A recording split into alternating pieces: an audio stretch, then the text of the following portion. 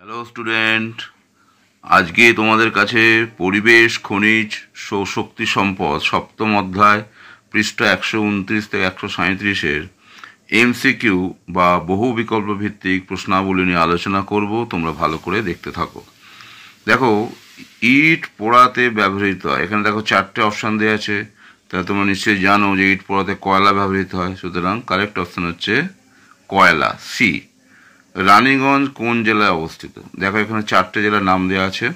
যদি দেখেন শুধু বর্ধমান দেওয়া আছে, তাহলে এখানে বর্ধমানটাই লিখতে হবে। এখন বর্ধমান, পূর্ব পশ্চিম বর্ধমান দুটো নতুন জেলা হয়েছে, কিন্তু এখানে শুধু বর্ধমান আছে, সুতরাং বর্ধমানটাই কারেক্ট অপশান। কয়লার মূল উপাদান, তোমরা জানো কয়লায় কার্বন থাকে, সুতরাং এখানে কার্বনটা হচ্ছে সঠিক উত্তর।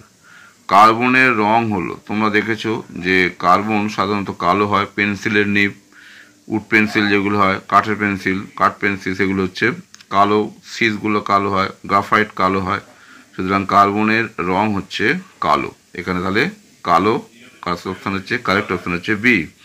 খনি অঞ্চলে তোমরা দেখেছো যে ধস নামে, কয়লা উত্তোলনের পর ধস নামতে পারে, সুতরাং এখানে যে 4টে অপশান আছে তাহলে কারেক্ট অপশান হচ্ছে ধস। পেট্রোলিয়াম সৃষ্টি হয়, তোমরা পড়েছো যে পেট্রোলিয়াম সাধারণত প্রাণীজ দেহ থেকে, তার চর্বি থেকে হাজার হাজার বছর ভূমিকম্পের ফলে চাপা পড়ে সেগুলো গলে গিয়ে কাদার আকার ধারণ করে, সুতরাং সেখান থেকে তো পেট্রোলিয়াম সৃষ্টি হয়। তাহলে এখানে কারেক্ট অপশন হচ্ছে সি, প্রাণী দেহ থেকে। নিচের কোনটি জীবাশ্ম জ্বালানি? তোমরা পড়েছো যে পেট্রোলিয়াম আর কয়লা হচ্ছে জীবন্ত জ্বালানির প্রকৃষ্ট উদাহরণ। তাহলে এখানে 4টে অপশনের মধ্যে যেহেতু পেট্রোলিয়াম আছে, তাহলে পেট্রোলিয়ামে টিক মারবে। 8 নম্বর কি বলেছে? পশ্চিমবঙ্গের প্রধান খনিজ সম্পদ আমরা সকলেই জানি কয়লা, সুতরাং কয়লাতে টিক মারতে হবে। আসানসোল সমুদ্রপৃষ্ঠ থেকে প্রায় 100 মিটার উঁচুতে, তাহলে টিক মারো।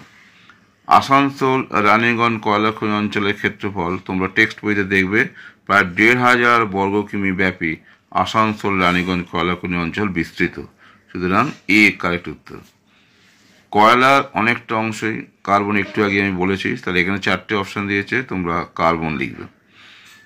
জ্বলন্ত কাঠে যা দিলে কাঠ কয়লা তৈরি হয়, তোমরা টেক্সট বইতে পড়েছো যে জ্বলন্ত কাঠে যদি জল ঢেলে নিভিয়ে দেওয়া হয় তাহলে কাঠ কয়লা তৈরি হয়, সুতরাং জল দিয়ে নেভাতে হবে, অর্থাৎ জল দিতে হবে, ডি উত্তর হবে।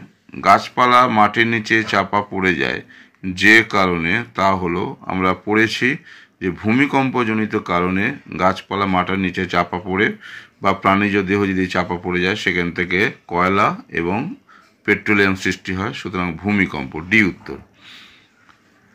আমরা কালী পুজোয় তুবড়ি বাজাতে দেখেছি, যার কাঁচামাল হচ্ছে কাঠ কয়লা, সুতরাং তুবড়ি বানাতে লাগে কাঠ কয়লা। ধোঁয়াতে যে বিষাক্ত গ্যাস আছে তা হলো কার্বন মনোক্সাইড, তাহলে এ।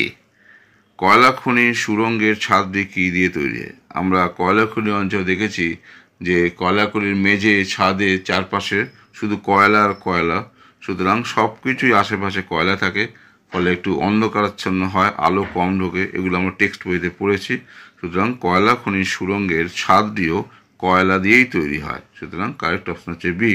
তাহলে আজকে আমি বিভিন্ন ধরনের 16টা এমসিকিউ প্রশ্ন নিয়ে আলোচনা করলাম। আরও অনেক প্রশ্ন তোমরা কোশ্চেন ব্যাংকও পাবে বা সহায়িকা বইতেও পাবে। আশা করি এ ধরনের প্রশ্ন করলে এমসিকিউ ধরনের যে 1 নম্বর যে প্রশ্নগুলো আসে সেগুলো করতে তোমরা সমর্থ হবে। সুতরাং আজকে আমি এখানেই শেষ করলাম। আরও তোমরা চেষ্টা করো, তাহলে এমসিকিউ জনিত প্রশ্নগুলোতে পুরো নম্বর পেতে হবে, এই আশা করব তোমরা ভালো পরীক্ষা দেবে। সুতরাং এখানেই আজকে আমি শেষ করছি।